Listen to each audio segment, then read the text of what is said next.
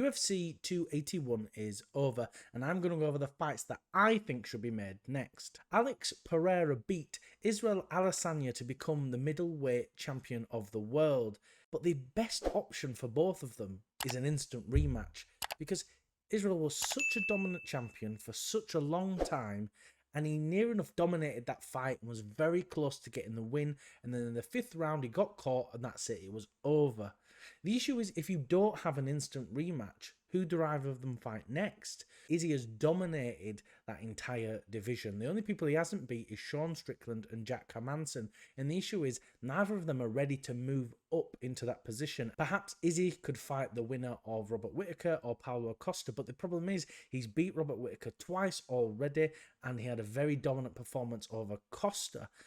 One of those guys could move up and fight Pereira straight away, but again, that seems very unfair on Izzy, because then who does Izzy fight next? Izzy versus Alex 2, or I guess 4, is the fight to make. Zhang Weili defeated Carla Esparza to become a 2-time strawweight champion, and I do not see an instant rematch for Carla Esparza, just because how dominant a performance it was from Zhang.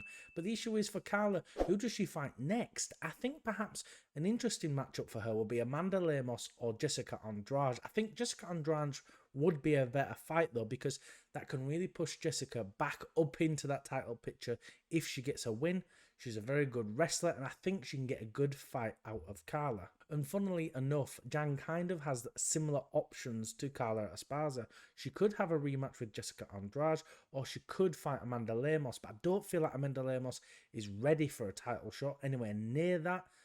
And Jessica Andrade has already been defeated by Zhang, and she kind of keeps losing to these top level contenders. I would have said Mackenzie Dern or Marina Rodriguez would have been good options, because it felt like the UFC was really pushing those two guys to go up that division. But the problem is they've both lost.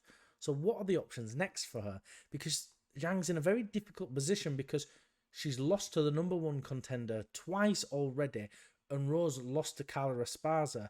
And it'd feel odd to give her an instant rematch without at least giving her a rubber match. And again, maybe she fights Andrade or Amanda Lemos. And that's the problem with these very top-heavy divisions. There isn't a lot of options. But maybe there's another option for Zhang Weili. Maybe she could move up to flyweight and have a super fight with Valentina Shevchenko. At first, I wouldn't ever thought of putting that fight together. You know, a couple of years ago, you couldn't see those two fighting against one another.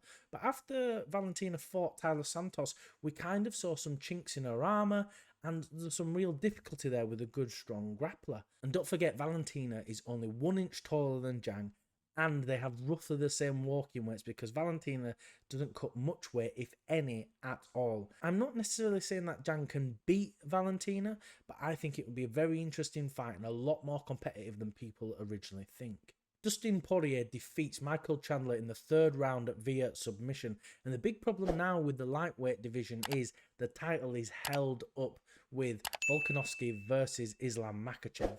And so now that kind of puts that whole division on hold. We're not really sure where people can move up to, because Dustin versus Islam is probably the fight to make, and I'm not sure it's necessarily one Dustin deserves, because he's already lost 2 title opportunities, and I feel like 1 win isn't enough to just move straight back into the title.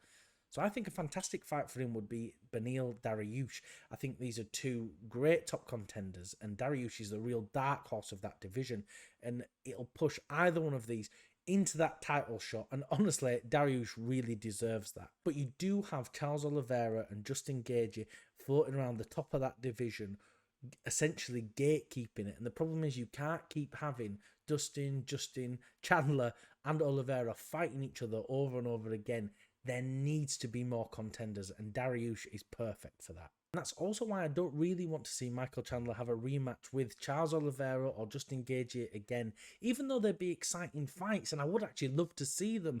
As sad as it is to say, I feel like Chandler's chances of title contention are now out the window, and he really needs to focus on just building a legacy and having legacy fights. He'd be a great option for Conor at either the start or the middle of the year, but I almost think that's kind of a boring choice, because you know, we always talk about who can Conor fight on his return, because he can fight almost anyone at 55 and 170, and it'd be a big fight nonetheless. But a fight that I think would be great would be Michael Chandler versus Rafael dos Anjos, both coming off losses, both lightweight legends in two separate companies, and they could have an excellent fight together. Both very well rounded, both good strikers, both good wrestlers, and I think it'd be an absolute banger of a fight. But I do think that's all we've got time for. Thank you for watching. If you can like, comment, and subscribe, it really does help us out.